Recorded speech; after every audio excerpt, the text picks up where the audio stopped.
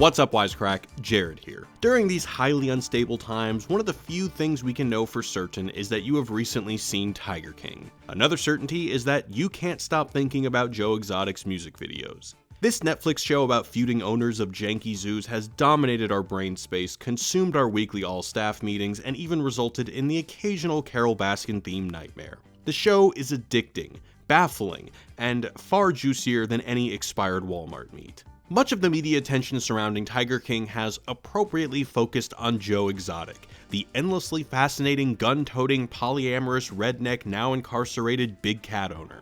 Unsurprisingly, he's become something of a cultural icon in his own right. Similarly, his fellow big cat dealer, Doc Antle, has claimed that he's received a wild influx of male and female applicants eager to join his sprawling harem of scantily clad tiger trainers. Keep in mind, these folks live and labor in squalor, earn somewhere between $0 and way less than minimum wage, and still behave like they have the best damn job in the world. I'm doing tiger shows. And while I certainly understand the appeal of becoming besties with a cat that might murder me, I still have so many questions. Like, what? Why? How?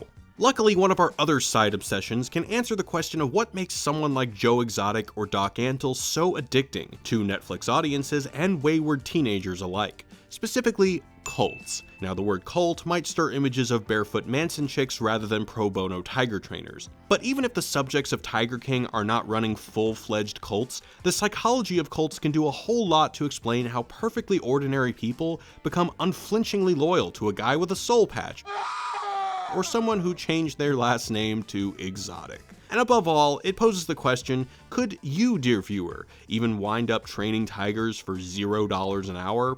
After all, are we not all susceptible to cult-like behaviors? Let's find out in this Wisecrack Edition on Tiger King. As always, spoilers ahead for the most bananas TV show you've seen since going into quarantine.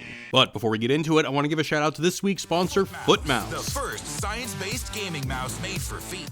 It's just such a huge advantage, but it's still all about skill. FootMouse just raises the skill gap. Okay, yeah, we're not serious. This video is actually sponsored by Raid Shadow Legends. For those of you that don't know, Raid Shadow Legends is a free hero collector RPG available on mobile and PC. You can level up your champions, fight epic boss battles, and challenge other players in PvP battles. If you haven't played it yet, now is the perfect time to start. Their new player rewards program just got extended from 90 to 180 days. For the first 180 days you log in, you will be rewarded with energy refills, gems, silver, and even epic champion Syl of the Drake. Click the link in the description to download the game today. Use our link within the next 30 days and you'll get 100,000 silver, 50 gems, an energy refill, and a free epic champion, the Executioner. All this treasure will be waiting for you here. The rewards will be available only for new players. And now, back to the show. If you somehow haven't seen it, Tiger King immerses us in the very weird world of big cat owners. Primarily Joe Exotic, a Kansas man come Oklahoman who operates a small zoo for lions, tigers, and other animals that definitely don't belong in cages. The narrative, which becomes exponentially more bonkers by the minute, details a growing feud between Joe and Carole Baskin, a devoted lover of animal prints who operates Big Cat Rescue, a sanctuary apparently dedicated to ending the selling, breeding, and commercial cuddling of this adorable tiger cub. The feud escalates to the point where Senor Exotic apparently hires someone to murder Carole, an act that, combined with his big cat industrial complex, lands him over 2 decades in prison. Along the way, he acquires 3 young male husbands, one of whom dies tragically. Oh, and also, Carole's millionaire second husband vanishes into thin air. Also, Joe runs the world's weirdest presidential campaign, and this is all paid for by the committee of Joe Exotic Speaks for America. Carole runs the world's weirdest Facebook live stream, and again, Doc runs a literal harem. Also, the music videos. So many music videos. Some of which, honestly, and please don't roast me for this, or maybe not that bad? Most of the Tiger King cultural discourse has dealt with memifying Joe Exotic and the other cast of absurd characters. What we found most interesting, though, wasn't Joe's political aspirations or even Carole's potentially murderous streak. Rather, we're finding ourselves obsessed with the way 2 of the central characters, Joe Exotic and Doc Antle, build and maintain their avid followings of low to no paid workers and fans. That is to say, how did these 2 borderline lunatics effectively become kind of culty?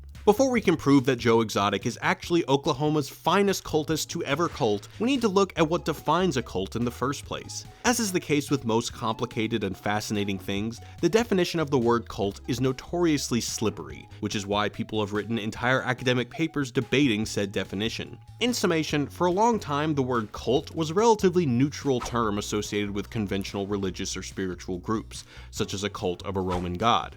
In the 19th century, the word began to develop a pejorative streak, being used to describe excessive devotion. As cults became more common in the 70s, anti-cult fervor also rose, and cultural fascination surrounding cults has remained strong since. For ease of understanding, we're going to define cults by their common characteristics, as defined by psychiatrist and Harvard professor Robert J. Lifton in his paper, Cult Formation. In it, he delineated the 3 central characteristics of a destructive cult. These were 1. A charismatic leader, 2. Coercive persuasion or thought reform, i.e. brainwashing, and 3. Economic, sexual, and other exploitation of group members by the leader and their inner circle. We'd argue that the organizations of Joe Exotic and Doc Antle both exhibit some level of these 3 characteristics. He's got his little cult and I got my little cult. When it comes to number 1, charismatic leaders, Tiger King does not disappoint. Most notably, of course, we have Joe Exotic, a dude with enough redneck charm to convince not 1, but 2 apparently straight men young enough to be his son to enter a 3-way marriage with him and his glorious mullet. Cult leaders, whether they're Charles Manson or a Kool-Aid slurping Jim Jones, demand to be the center of attention. Joe Exotic marketed his zoo as his own personal stage. He thrived on being filmed, even when said filming was of intensely incriminating acts like threatening murder. Cult leaders demand adoration, and through a mix of charisma, self-confidence, and seductive tendencies, inspire an almost pathological devotion in their followers. It's not surprising that they often take on vaguely religious monikers, from NXIVM leader Keith Raniere, who went by Vanguard, to the Source family leader, Father Yod. It's not just about picking a super cool and not lame at all name like Joe Exotic or Bhagavan, though. Bhagavan means that you're a friend of God. Cult leaders, according to psychotherapist Daniel Shaw, claim their power vis-a-vis their traumatic narcissism, which he explains as a version of self-centeredness and self-aggrandizing far more sinister than anything you could accuse your typical imagined singing celebrity of. For Shaw, traumatic narcissism can be summarized as the objectification of one person in a relationship as the means of enforcing the dominance of the subjectivity of the other. That is to say, when you become involved with a traumatically narcissistic person, you surrender the right to have your own mind and perspective. You internalize the narcissist's doctrine and worldview and learn to dread thinking for yourself. That just about sums up a lot of the relationships we see in Tiger King, with both Joe Exotic and Doc Antle effectively acting as preachers of the sacred gospel of the tiger. They happily use their charisma and sexual power to take advantage of vulnerable people under the guise of saving these admittedly amazing animals. As all traumatizing narcissists do, Doc and Joe think that their emotional needs trump all others. He maybe asks me what's wrong, but he only spends 5 seconds listening and then he'll walk out on me. This brings us to point number 2, coercive persuasion or thought reform. This point is a little complicated because for the most part we don't really see the indoctrination process, as the followers seem pretty acclimated to hashtag cult life by the time we meet them. But we do see the implications of that indoctrination in the way Joe and Doc expect their employees to sacrifice everything in order to work toward their designated goal. Whether that goal is actually saving tigers or merely improving their downtrodden menageries is almost beside the point. Arguably, the best evidence of Joe Exotic and Doc Antle's exquisite hold over their followers comes in a few specific moments. First, Doc makes his inner circle all change their names, as if to divorce themselves from their prior identities, a common tactic in cults. China came right after I came. Her name was Michelle. Moksha was named Meredith. Rajni, when I met her, her name was Renee. I had my name legally changed to Bala for many years. Changing your name is a very quick way to change everything else about you. Then there's when Joe's employee loses an arm, and rather than electing to spend 2 years getting reconstructive surgery, instead gets it amputated and goes back to work after 5 days, so as not to hurt the collective cause of saving tigers. Now here's where things get a little complicated, because lots of non-culty people make sacrifices for the greater good. Think of a protester putting themselves in front of a tank, or a healthcare worker putting themselves in harm's way to help their patients. But there's a pretty important difference. That is, the huge discrepancy in who is benefiting from your sacrifice. Sure, the tigers, but most importantly, Joe and his bank account. I am never going to financially recover from this. And this kind of logic will inform a lot more than just cults, but we'll get there. Similarly, Doc Antle expects the 24/7 work efforts of those unfortunate enough to be in his harem. Unless, of course, they're recovering from a boob job he coerced them into getting. They were pushing me to get implants. But how do they get away with this? It all comes down to the demographic cult leaders seek out. Typically, people who join cults are young, isolated, and in transitory moments of their life. I am tall, tan, and beautiful. In fact, psychiatrist John G. Clark Jr. notes that cult leaders will frequent bus stations, airports, campuses, libraries, rallies, anywhere that unattached persons are likely to be passing through, an act we literally see Joe doing when he recruits this woman into his tiger cult. In her on-screen interview, Barbara Fisher notes that Doc Antle tended to go for women who were virgins, that is, uninitiated into the world of sexual relationships, rendering them far more likely to fall into his orbit. There was a certain personality of woman that he wanted. They were virgins or close to virgins. What's more, cult leaders, as traumatic narcissists, are notoriously mercurial, using their endlessly vacillating emotions to confuse, disorient, and manipulate their followers. We see this with Joe, whose narcissism seems only to be augmented when he's on camera. Sometimes he'll be kind and inspiring, sometimes he'll lash out cruelly at his employees, even firing them purely to generate drama. Like a real housewife on steroids. You're the slacker, and you do less than anybody here. Ain't gonna work with me, so you need to find a new job. Then there's the third criteria, exploitation of one's followers in economic, sexual, and other assorted arenas. This most commonly occurs when cult leaders overwork their followers in the cult's family business, whether that means dumpster diving for food like a Manson girl, or helping to run the multi-level marketing cult Nexium, or working as housekeeper for the lesser-known Father Divine. This is Doc and Joe to a T. I just work all day, but I'm kind of like, it's like a stay home. 8 to midnight. 8 a.m. to midnight. You're working every day. Yeah. Typically, and as we see in Tiger King, these workdays are long and grueling, leaving followers too exhausted to do anything but go to sleep and dream about their beloved leaders. This state of overwork puts their followers in a chronic state of sensory deprivation, which makes them easier to manipulate and control. Arguably, spending 12 hours a day, 7 days a week shoveling tiger poo and manicuring tiger lawns makes you more pliable, more obedient, and some cult experts would say can even potentially alter your brain chemistry. On the economic exploitation front, all of these people make close to no money. How much do people get paid? $100 a week. Enriching their leaders, but also inhibiting their ability to leave. Then of course there's the sex stuff. Joe and Doc seem to exclusively prey on young people who lack solidified sexual identities, and in Joe's case, even potentially using drugs to coerce them into sex. When you have a charismatic leader who has separated you from the outside world and forces you to work hard for almost $0, can you really be in a willing and healthy sexual relationship? We say nah, and most shrinks would probably back us up on this. So with these three sucky criteria fulfilled, we're left with one big looming question. How do these leaders convince their members to stay? That's where we get to the real nucleus of what makes a cult, and if it weren't so sad and potentially lethal, it could be kind of beautiful.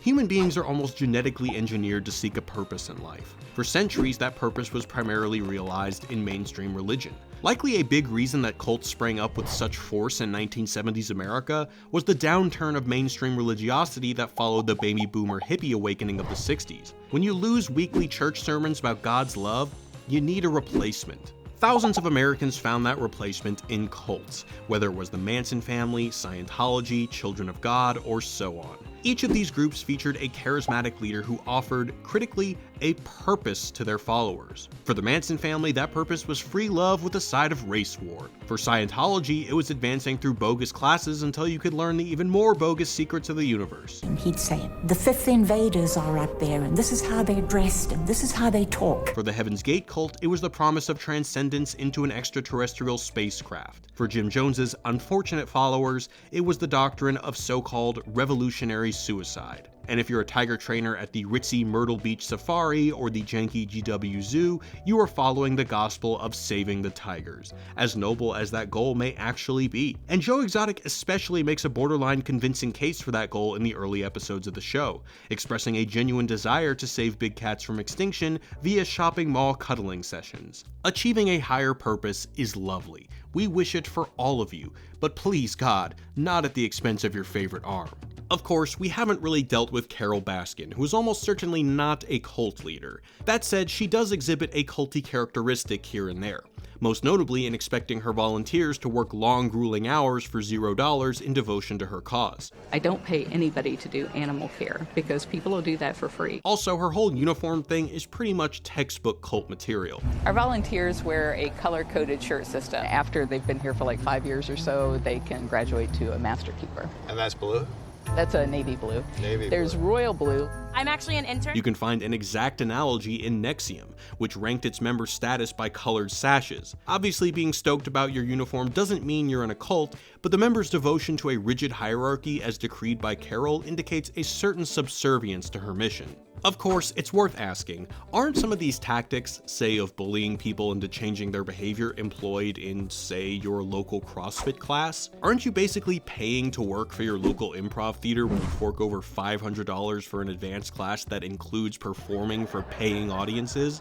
What about multi-level marketing schemes that ostensibly offer you meaning and economic emancipation, so long as you're willing to buy $20,000 worth of tie-dyed leggings? We'd argue that the incessant human quest for meaning is capable of being exploited by any charismatic leader in almost every area of human life, even that of certain YouTube celebs, though we certainly won't name names. Whether we're prostrating ourselves to the Soul Cycle instructor or dedicating our lives to climbing up the ranks of a multi-level vitamin company, we're all guilty of subsuming our independence in the name of a common goal, often while being marshaled by the words of a seductive leader. Even if our life isn't being run by a traumatic narcissist, we're all capable of being whipped into cult-like frenzies. And it's certainly not a bad thing to find a cause you believe in, unless you lose your autonomy. There's a difference between volunteering for Doctors Without Borders versus moving to Spawn Ranch with Charles Manson. But, you know, if a guy with a mullet offers you a trailer to live in exchange for a lifetime of servitude, maybe just try to find meaning in your local fantasy football league instead.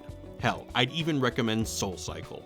But what do you think, Wisecrack? Are we reading too much into the gospel of Joe Exotic and Doc Antle, or are they fully 100% cult material? And is the search for meaning inherent in all of us a big part of what makes Tiger King so damn addictive? Let us know what you think in the comments. A huge thanks to our patrons for supporting the channel and our podcast. Hit that subscribe button, and as always, thanks for watching, guys. Peace.